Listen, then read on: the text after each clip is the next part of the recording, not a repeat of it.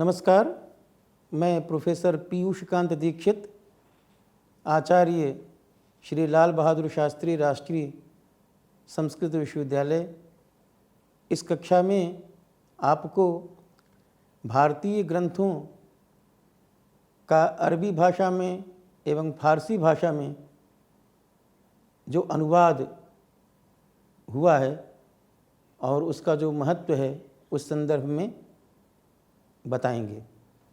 पिछली कक्षा में हम लोगों ने यह देखा कि अरब देश में या फारस में, ईरान में जिस ग्रंथ का अनुवाद के माध्यम से अत्यधिक प्रचार प्रसार हुआ, वह ग्रंथ भारत का विष्णु शर्मा के द्वारा लिखा हुआ संस्कृत ग्रंथ पंचतंत्र था। पंचतंत्र के पर्याप्त अनुवाद विभिन्न देशों में हुए हैं, जिनका आरंभ अरबी भाषा में और फारसी भाषा में अनुवाद से ही हुआ।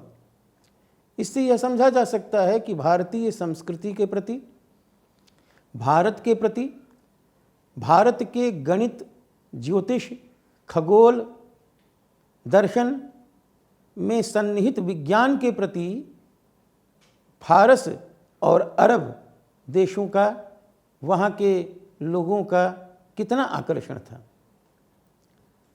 पिछली कक्षा में हमने चर्चा की थी कि कोई भी ऐसा महाविद्यालय, विद्यालय नहीं है जहाँ पर अरबी भाषा में छात्रों को पढ़ाया जा रहा हो और वहाँ पंचतंत्र का अनुवाद अरबी भाषा में जो किया गया है वह न पढ़ाया जा रहा हो। और यह जो बात है, यह जो तथ्य है, छात्रों को पंचतंत्र के माध्यम से राजनीति की, व्यवहार की, शिष्टाचार की शिक्षा देना,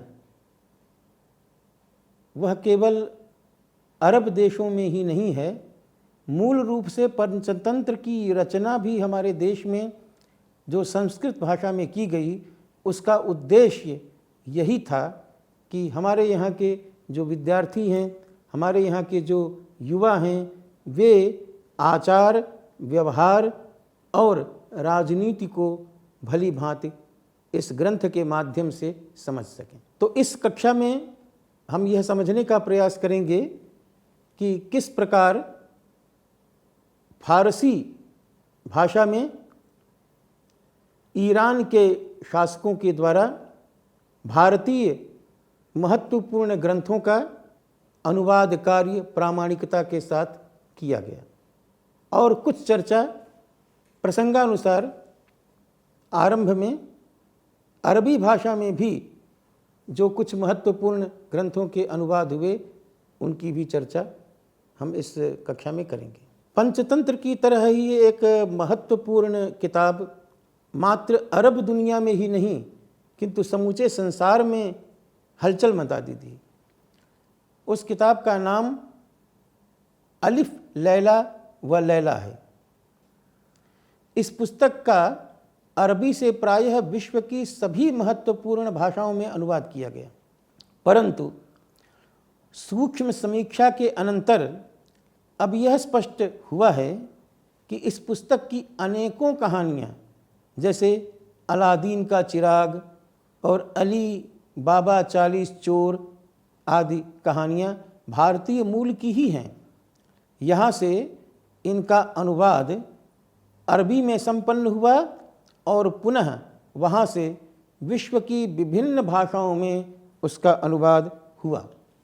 सूक्ष्मता से देखने पर विज्ञात होता है कि अरबों में प्रसिद्ध अनेकों किताबें मूलतः भारतीय ही हैं। उनका अरबी में अनुवाद कर अरबों ने उसे यूरोप के लोगों में प्रचारित किया। यह भारतीय भाषाओं से अरबी में अनुवाद की परंपरा ही थी, जिसके कारण यह सब संभव हुआ। अरबों ने गणित के क्षेत्र में भारतीयों से अत्यधिक लाभ लिया। यह कहना कथमपि असंगत नहीं होगा कि अरबों ने अनुवाद के माध्यम से कई महत्वपूर्ण पुस्तकों का अरबी में अनुवाद कर अपने देश में गणित की नींव रखी। इसमें प्रमाण यह है कि अरबों ने गणित का नाम इल्मुल हिंदिसा रखा।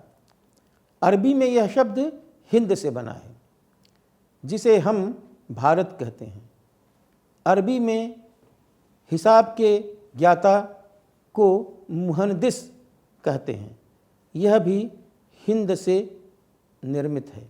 हम कह सकते हैं कि भारतीय पुस्तकों का अनुवाद अरबी में न हुआ होता तो अरब अनेक महत्वपूर्ण विषयों से अनभिज्ञ ही होते। भारतीय ज्ञान से समाकृष्ट होकर अल बरूनी ने भारत दर्शन का निर्णय लिया और इस देश की खोज के लिए निकल पड़ा। संपूर्ण देश का भ्रमण कर इसने यहाँ के धर्मों, रीति रिवाजों का परीक्षण किया और पुनः किताबुल हिंद के नाम से एक प्रकृष्ट ग्रंथ का निबंधन कर डाला, जो इस विषय पर अनोखी पुस्तक बन गई। अल बिरूनी ने संस्कृत सीखी और शाक्य एवं पातंजल का अरबी में अनुवाद भी कर दिया। इस तथ्य का उल्लेख अल बिरूनी ने अपनी पुस्तक किताबुल हिंद के अंतिम भाग में किया है। इसे भारत में विद्यासागर कहा जाता था, क्योंकि फारसी, अरबी, संस्कृत और यूनानी भाषाओं का इसे गंभीर ज्ञान था।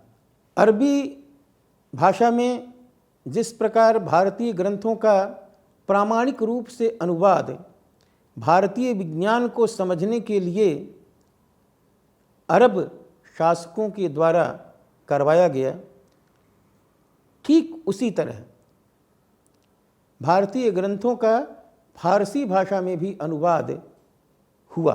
भारतीय ग्रंथों का फारसी अनुवाद का संक्षिप्त ज्ञान प्राप्त करने के उद्देश्य से हम यह बताएंगे कि तुर्कों एवं ईरानियों के आक्रमण एवं आगमन के अनंतर प्रायः 800 वर्षों की सुदीर्घ काल में बहुत सी भारतीय भाषाओं में लिखित हजारों दस्तावेजों का अनुवाद फारसी भाषा में कैसे हुआ।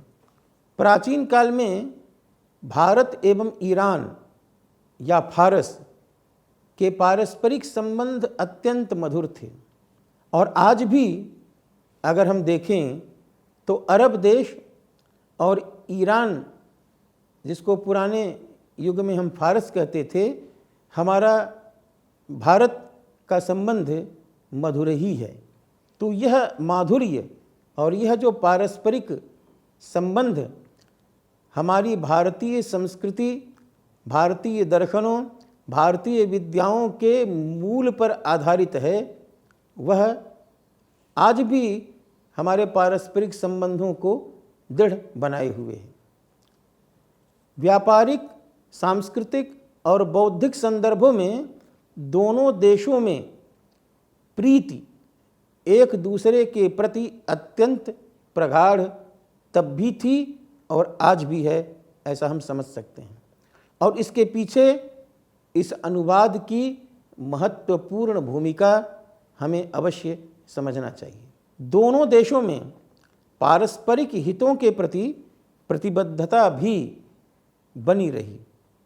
12वीं शताब्दी के आरंभ से लेकर सन 1857 के विद्रोह के अनंतर सन 1885 में भारतीय राष्ट्रीय कांग्रेस के स्थापना काल तक ऐसी अनेक किताबों, आलेखों, दस्तावेजों का अनुवाद फारसी भाषा में हुआ जो हिंदी, संस्कृत अथवा अन्य भारतीय भाषाओं में थीं।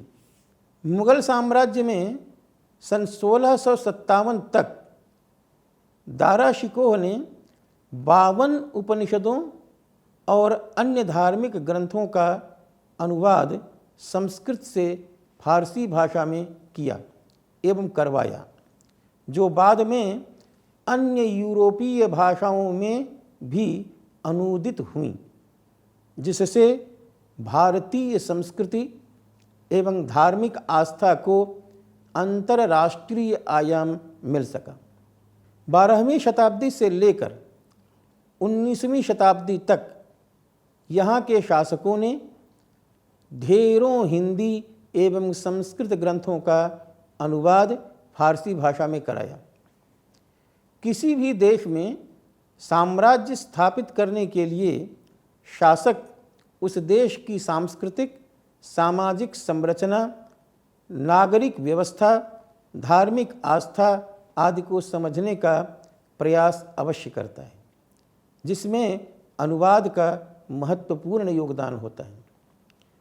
प्राचीन भारत के वैदिक काल से लेकर 7वीं शताब्दी तक गणित, खगोल शास्त्र, औषधि, सामान्य एवं यौन स्वास्थ्य, धार्मिक आस्था, विज्ञान, दर्शन, संगीत, कला, आयुर्वेद, चिकित्सा प्रणाली, गीत, राग जैसे विविध विषयों पर लिखित ढेर सारी पुस्तकें, निबंध आदि हैं, जिनका फारसी में अनुवाद दिल्ली सल्तनत से मुगल साम्राज्य तक विभिन्न शासकों ने कराया। हिंदुस्तानी पाठ के फारसी अनुवाद की परंपरा मध्यकालीन भारत से संबंधित है। 12वीं शताब्दी से 18वीं शताब्दी तक का काल हिंदुस्तान एवं ईरान के इतिहास में स्वर्ण युग के रूप में परिभाषित है। इस काल में विभिन्न प्रकार के ग्रंथों का अनुवाद फारसी भाषा में हुआ तथा विविध फारसी ग्रंथों का अनुवाद भारतीय भाषा में भी हुआ। अनुवाद के क्षेत्र में इतिहास के पन्नों से जिस महत्वपूर्ण पुस्तक का उल्लेख मिलता है वह निर्विवाद रूप से पंचतंत्र ही है। विष्णु शर्मा द्वारा संस्कृत में लिखी गई इस कृति का सर्वप्रथम पहलवी भाषा में अनुवाद किया गया।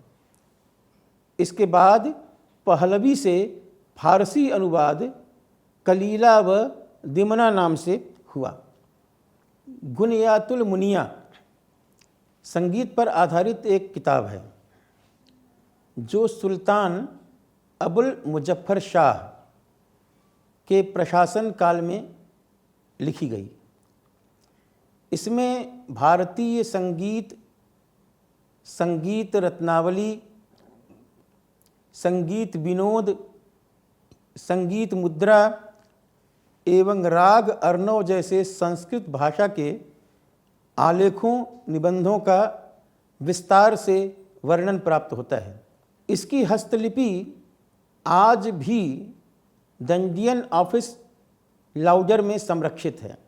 इसके अलावा अन्य पुस्तकें भी रचित हुईं, जिनमें सिकंदर लोदी के समय में संगीत एवं कला के क्षेत्र में लिखी गई किताब लहजते सिकंदर शाही विशेष रूप से उल्लेखनीय है।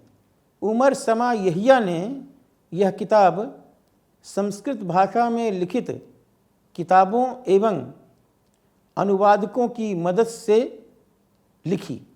उन्होंने इस किताब को लिखने के लिए निम्नलिखित जिन संस्कृत ग्रंथों का अनुवाद फारसी में किया वे हैं संगीत मकारंडा, संगीत समय सार एवं संगीत कलपात्रु। इब्राहिम आदिल शाह, जिनका काल सन 1580 से 1627 तक माना जाता है, नव रसनामा शीर्षक से एक लेख लिखा गया जिसमें दक्कन अर्थात दक्षिण के संगीत का फारसी में रूपांतरण हुआ है। यह निबंध 56 गीतों का संकलन है जो ध्रुपद से लिया गया। नवरसनामा आज भी प्रिंस ऑफ वेल्स म्यूजियम और खुदा बख्श पुस्तकालय पटना में अभिलेख के रूप में संरक्षित है। नवरसनामा में 17 रागों भूपाली, रामकली, भैरव, हिजाज, मारू, असावरी, देसी, पुरबी, तोड़ी, मल्हार, धनसरी, गौड़ी, कल्याण, केदार एवं नवरुज का वर्णन है। मुगल शासन काल में रामायण एवं महाभारत जैसे सुप्रसिद्ध धार्मिक ग्रंथों का अनुवाद फारसी भाषा में हुआ। कश्मीर के शासक जैनुल आबिदीन एवं बंगाल के शासक हुसैन शाह ने संस्कृत एवं हिंदी के लेखों का अनुवाद फारसी भाषा में कराया। मुगल राजवंश के दारा शिकोह एक धार्मिक व्यक्तित्व के दूरदर्शी पुरुष थे। उन्होंने हिंदू मुस्लिम एकता और अखंडता को मजबूती प्रदान करने के लिए हिंदू धर्म ग्रंथों का फारसी में अनुवाद करवाया, जिससे मुस्लिम वर्ग भी इसे पढ़कर हिंदू धर्म को समझने का सार्थक प्रयास कर सके। दारा शिकोह ने 7वें सिख गुरु गुरुहर राय के साथ अच्छे मित्रता के संबंध बनाए। इस्लाम और हिंदू धर्म में समानता तलाशने की आवश्यकता महसूस की और 52 उपनिषदों का अनुवाद फारसी भाषा में कराया, जिससे इन उपनिषदों को मुसलमान भी पढ़ें और समझ सकें और इन दोनों धर्मों की समानताओं की समझ से देश की एकता को दृढ़ किया जा सके। दारा शिकोह की सुविख्यात कृति मज्म उल बहरैन, जिसका हिंदी रूपांतरण 2 सागर का संगम है। इस कृति में सनातन धर्म एवं इस्लाम धर्म की समानताओं पर शोध किया गया है। जिस तरह 2 समुद्र एक दूसरे में समाकर एक हो जाते हैं, ठीक उसी तरह इन 2 धर्मों में अनेक विविध समानताएं हैं जो एक दूसरे का साथ देकर परस्पर मिलकर एक हो जाने का संदेश देती हैं। दिल्ली में कश्मीरी गेट के पास दारा शिकोह द्वारा स्थापित एक पुस्तकालय आज भी स्थित है, जहां नायाब दस्तावेज सुरक्षित हैं। अकबर महान के शासनकाल में तुलसीदास एवं सूरदास के साहित्यिक कार्यों का फारसी में अनुवाद हुआ। इसी काल में अबुल फजल के भाई फैजी ने ढेर सारी संस्कृत किताबों एवं दस्तावेजों का फारसी भाषा में अनुवाद किया। अकबर ने एक अनुवाद विभाग की अलग से स्थापना की थी, जहां विश्व प्रसिद्ध रामायण, महाभारत, अथर्ववेद, भगवद गीता एवं पंचतंत्र जैसी विश्व प्रसिद्ध रचनाओं, दस्तावेजों का अनुवाद संस्कृत एवं अन्य भारतीय भाषाओं से फारसी में हुआ। यूरोपीय नागरिकों के लिए संस्कृत भाषा आरंभ से ही विदेशी और अबूझ भाषा रही। 17वीं शताब्दी के बाद वे उपनिषदों का जान समझ पाए। जब दारा शिकोह ने सन 1657 में 52 उपनिषदों का अनुवाद फारसी भाषा में कराया, इसके बाद एक फ्रांसीसी विद्वान ने दारा शिकोह के फारसी अनुवाद का लैटिन भाषा में अनुवाद किया।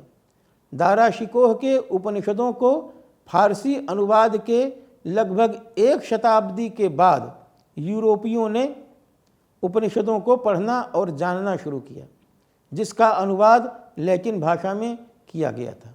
दारा शिकोह ने बनारस से पंडितों एवं विद्वानों को आमंत्रित कर इस महान अनुवाद का कार्य संपन्न करवाया। शायद इसी वजह से औरंगजेब ने दाराशिकोह को नास्तिक करार दिया।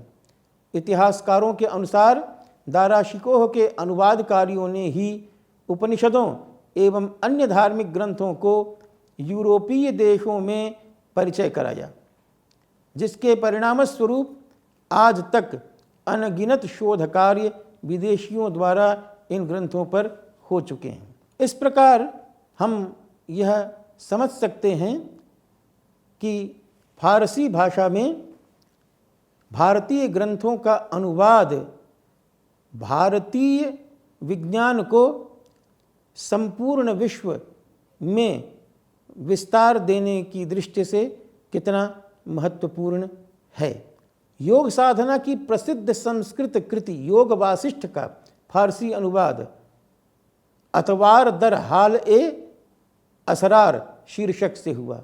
सूफी शरीफ कबाजानी ने इसका अनुवाद मुगल बादशाह जहांगीर के लिए समर्पित किया। इसमें कुरुक्षेत्र के बुद्ध के दौरान कृष्ण अर्जुन वार्तालाप का जिक्र है। इसके अलावा सन 1663 में लिखे कृष्ण मिश्र के प्रसिद्ध नाटक प्रमोद चंद्रोदय का संस्कृत से फारसी अनुवाद बनवाली दास ने किया। इसके रचनाकार कृष्ण मिश्र दाराशिकोह के काल में मुंशी थे। इस कृति के फारसी अनुवाद के बाद इनका नाम गुलजार ए हाल अथवा तुले कमर मारिकत रखा गया। संस्कृत के महान ग्रंथों में से एक ग्रंथ कल्हन की राज तरंगिनी है, जिसका फारसी अनुवाद मौलाना शास मुहम्मद ने किया। इसके अलावा उन्होंने गीता का भी फारसी में पद्यानुवाद किया। अमानुल्लाह खान मुगल साम्राज्य के बड़े ही काबिल वैद्य माने जाते थे। उन्होंने संस्कृत में लिखित मदन विनोद नामक औषधीय शब्दकोश का फारसी अनुवाद गंजे बदावर्द शीर्षक से किया, जो बड़ी ही भव्य एवं विशिष्ट कृति है। इस प्रकार हम यह कह सकते हैं कि फारसी भाषा में भारतीय ग्रंथों का जो अनुवाद हुआ वह विशिष्ट ग्रंथों, उपनिषदों, साहित्य के लक्षण ग्रंथों पर आधारित रहा। और इस दृष्टि से हम यह निष्कर्ष निकाल सकते हैं कि फारसी अनुवाद भारतीय ग्रंथों का जो हुआ उससे भारतीय विज्ञान का प्रचार प्रसार पर्याप्त मात्रा में विश्व स्तर पर हो सका। आज इस कक्षा का समापन हम इस फारसी अनुवाद की विशिष्टता की चर्चा से ही करते हैं। आगे फिर अगली कक्षा में चर्चा को आगे बढ़ाएंगे। तब तक के लिए नमस्कार।